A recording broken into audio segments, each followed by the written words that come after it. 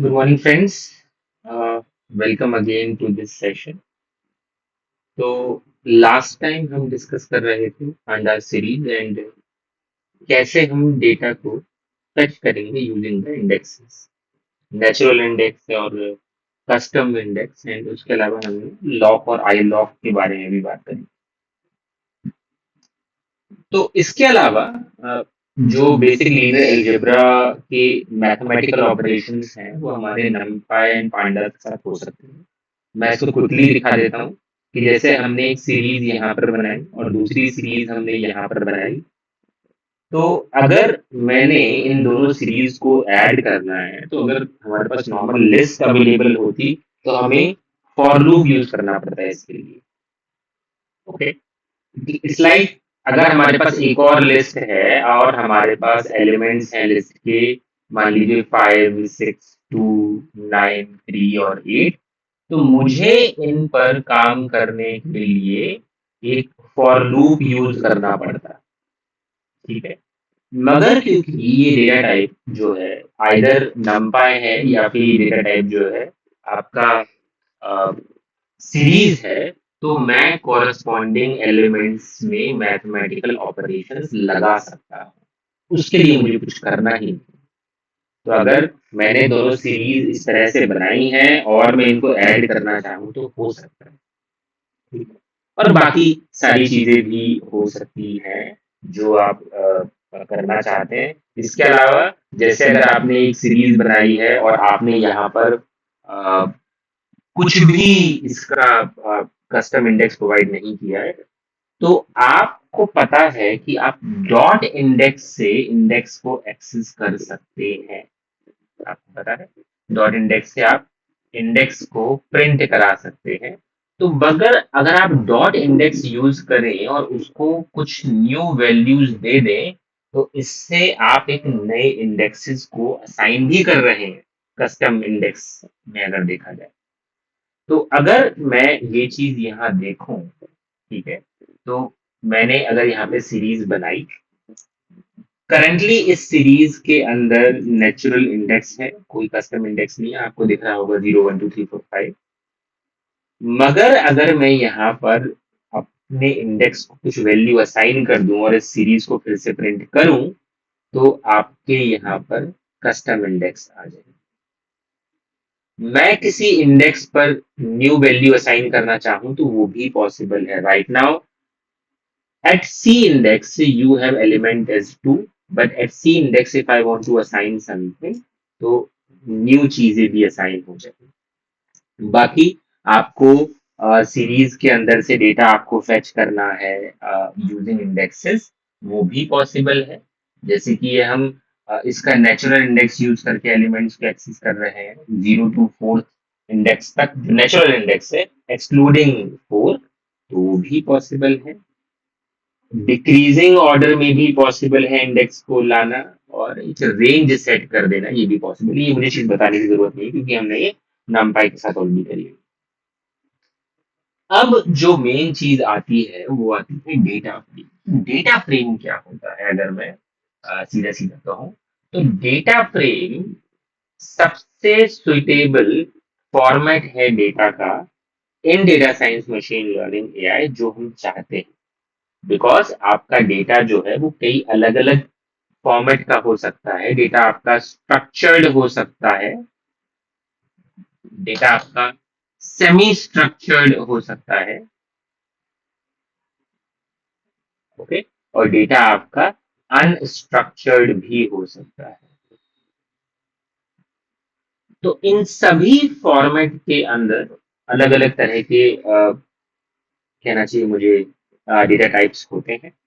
But फिर भी human perspective से मोस्ट सुटेबल डेटा फॉर्मेट जो ह्यूमन इजीली अंडरस्टैंड कर सकते हैं विद रेस्पेक्ट टू कंप्यूटर भी, तो वो स्ट्रक्चर्ड फॉर्मेट।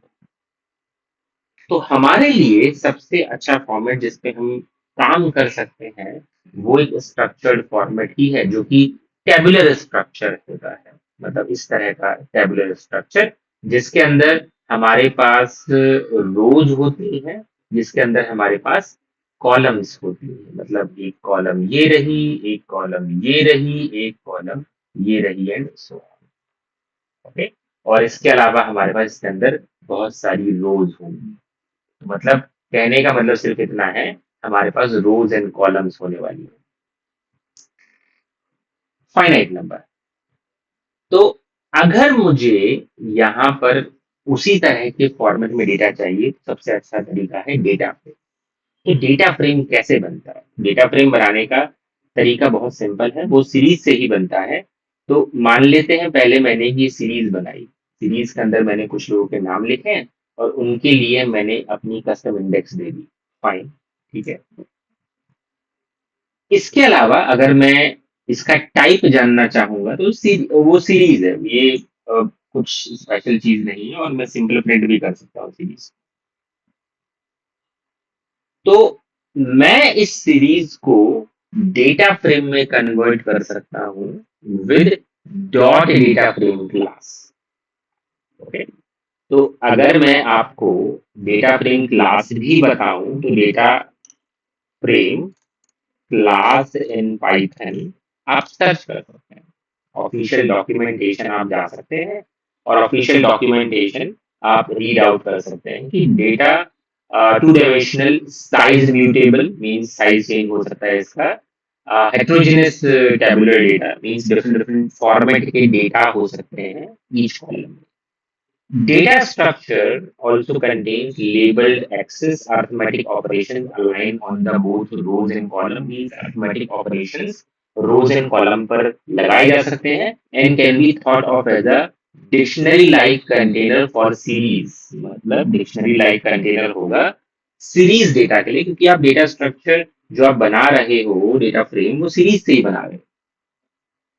तो अगर मैं यहाँ पर pd dot data frame class use करके अपना जो डेटा सीरीज था मेरे पास, जो आप देख पा रहे हैं जो मैंने सीरीज बनाया था, उसको एक डिक्शनरी फॉर्मेट में पास कर दूं, मतलब ये आपका बन जाएगा की, जो आपके डिक्शनरी में आपको याद होगा, और ये बन जाएगा आपका वैल्यू। तो डिक्शनरी एक डेटा स्ट्रक्चर है नॉर्मल पाइथन का, जो आपको पता होगा शायद ऑलरेडी।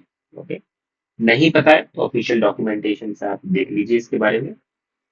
तो ये की जो है ये आपका कॉलम नेम बन जाएगा, क्योंकि मैंने आपको बताया था कि डेटा फ्रेम क्या है, एक डेटा स्ट्रक्चर जिसके अंदर कॉलम एंड रोज। कॉलम आपका एक सीरीज डेटा है। तो अगर आपको याद हो या अगर मैं बेसिक डिस्कस करूं चीजों को, तो टेबल के अंदर क्या होता है, टेबल के अंदर आपकी एक कॉलम होती है, दूसरी कॉलम भी होती है, तीसरी कॉलम भी होती है। हर कॉलम में एक स्पेसिफिक टाइप का डेटा होता है, जैसे मान लीजिए ये नेम्स है, इसके अंदर एज है, इसके अंदर सैलरी है। तो आप कह सकते हैं कि ये पूरा एक सीरीज है, ये भी एक सीरीज है और ये भी एक सीरीज है। तो हर सीरीज के अंदर एक स्पेसिफिक काइंड ऑफ डेटा हो सकता है। Of course her series different different data hold कर सकती है। तो मैंने कुछ ज्यादा ना करते हुए सिर्फ एक सिंपल एक सीरीज को लेकर डेटा फ्रेम बनाने की कोशिश करिए। इसका मतलब है एक ऐसा टेबल जिसके अंदर एक ही कॉलम है, ठीक है। ये मेरा जो स्टूडेंट है ये एक स्ट्रिंग है और ये कॉलम का नेम बन जाएगा, और ये पूरा डेटा जो इस सीरीज के अंदर है वो एक कॉलम का हिस्सा बन जाएगा। तो जैसे मैं इसे रन करूंगा और इस नेम्स अंडरस्कोर डीएफ को प्रिंट करूंगा, तो आप देखेंगे कि ये थोड़ा सा डिफरेंट है इसके मुकाबले। अगर आप नेम्स प्रिंट कर रहे थे सीरीज, तो एक मतलब अच्छा प्रिंट है, कुछ डेटा में डिफरेंट चीजें नहीं है, बट नेचर डिफरेंट है, क्योंकि ये डेटा जो है ये सीरीज टाइप डेटा है, और ये जो डेटा आप देख रहे हो ये एक डेटा फ्रेम टाइप डेटा है, जिसके अंदर एक सिंगल कॉलम है जो कि आपने एक सीरीज डेटा को लेकर ही बनाई है। ओके, मींस इस सीरीज डेटा को लेकर आपने बनाई है और इसका ये आपका कॉलम नेम बन गया, और जो इस सीरीज के इंडेक्स थे वो इसके इंडेक्स भी बन गए। इससे आपका एक टेबल बन गया है ऑफ वन कॉलम। अब थोड़ा सा इसे आगे देखते हैं। मैं कुछ ऐसे डेटा को ले रहा हूँ सीरीज के, जिसके अंदर एक सीरीज है नेम्स की, दूसरी सीरीज है आपकी आई थिंक सब्जेक्ट्स की, एंड देन सीरीज है आपकी कुछ मार्क्स की। मैंने ये सीरीज बनाई सारी, और इन सीरीज का यूज करके मैं डेटा फ्रेम बनाना चाहता हूँ। तो वो कैसे होगा? तो सिंपल तरीका है, पीडी डेटा फ्रेम, एंड इसके अंदर की एंड वैल्यू में चीजें डालनी है। मतलब ये की मैं अपने अनुसार डालूंगा कि मुझे क्या नाम देना है इन कॉलम को। तो एक names and then its value coming from here, my names, then AOI, which is gonna be the column name and its value is coming from my AOI, and then for the marks also. तो जब मैं इस चीज को run करूंगा तो आप देखेंगे कि टेबुलर स्ट्रक्चर आ गया। ओके, टेबुलर स्ट्रक्चर आ गया है आपका, जिसके अंदर रोज है, जिसके अंदर कॉलम। मैं इस टेबल के शेप को जान सकता हूँ with dot shape attribute. It's not a function, because function में राउंड ब्रैकेट होता है, ये इसकी प्रॉपर्टी एक तरह से। तो इसने मुझे बताया 4,3, मतलब 4 रोज एंड 3 कॉलम्स। एंड यहाँ इसने मुझे साइज बताया। साइज का मतलब है टोटल एलिमेंट्स कितने हैं, वो डेफिनेटली रोज इंटू कॉलम से आप पता लगा सकते हैं। तो वो आपको 12 दे रहा है। ठीक है, ऐसे ही आप यहाँ पे डॉट कॉलम्स से आप कॉलम्स आइडेंटिफाई कर सकते हो। तो कॉलम्स का नाम है नेम्स, एओआई और मार्क्स। तो आप देखिए, नेम्स, एओआई और मार्क्स यहाँ पे कॉलम है। आप इनको बदल सकते हो। जैसे कि आप कॉलम्स को एक्सेस कर सकते हो, वैसे ही एक्सेस करते हुए आप न्यू वैल्यूज असाइन कर सकते हो। तो ये भी पॉसिबल है। Same thing applies for index as well.